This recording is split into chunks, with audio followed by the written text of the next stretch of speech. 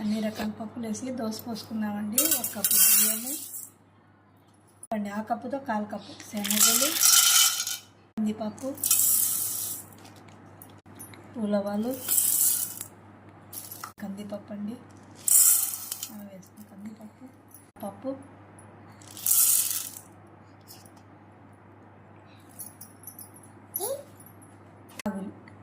రాగులండి.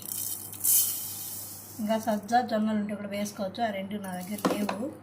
ఈ మాత్రం వేసి రేపు మిల్లెట్ దోశ పోసుకుందామండి. కొద్దిగా మెంతులు, పెసులండి,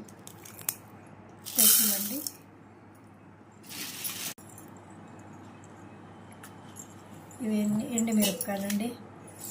ఎండుమిరపకాయలు వేసి రేపు ఇవన్నీ నాని తర్వాత రుబ్బి పెట్టుకుంటే రేపు పోసుకోవచ్చు. రాత్రికి అవుతుంది కాబట్టి పిండి లేదంటే మనం అప్పటికప్పుడైనా ఈ పిండి రుబ్బి పోసుకోవచ్చు.